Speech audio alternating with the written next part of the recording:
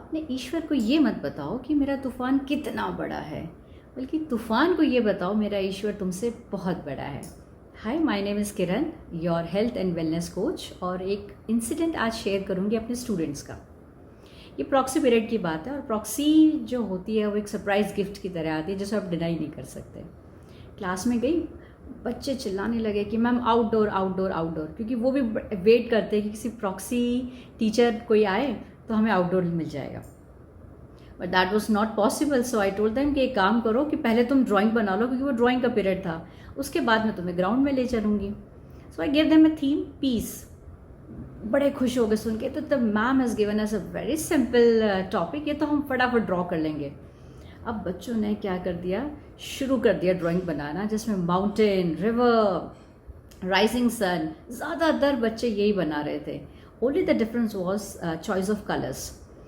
अब जैसे टाइम ख़त्म हुआ, मैंने कहा कि मैं सारी पेंटिंग्स एक एक करके दिखाऊंगी, और जिसकी आपको बेस्ट लगेगी उसके लिए 3 क्लैप, उससे कम 2 और 1, इस तरह से एक एक पेंटिंग में क्लास में दिखाने लगी। एक पेंटिंग जब दिखाई तो बच्चे दे ऑल स्टार्टेड लाफिंग। अब मैंने वो पेंटिंग देखी तो अब उसमें यूनिक क्या था कि उसमें भी माउंटेन थे, रिवर थी, but trees were uprooted, river was overflowing, darkness was there, sky was black.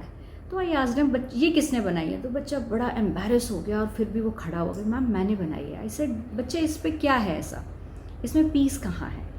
तो कहता है कि मैम बर्ड्स जो है ना, आप देखोगे तो ट्री पे आपको बर्ड्स दिखाई देंगे, एक नेस्ट है, उसमें मम्मा जो बर्ड है वो अपने बच्चों को फीड कर रही है। तो मैं इसमें ये दिखाना चाहता हूँ कि कितना भी तूफान आ जाए, कुछ भी आ जाए, मम्मा हमेशा अपने बच्चों को फीड ज़रूर करेगी।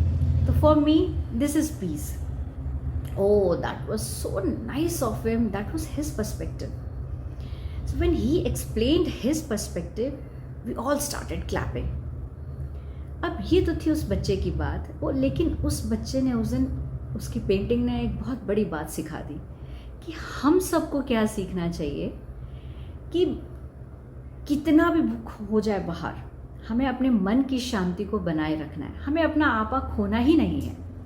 सी, people can say anything about you, but only you know the truth. It's easy for others to जज, क्रिटिसाइज और make assumptions about you on the basis of what they see or hear, but they don't know your story, your struggles and your growth.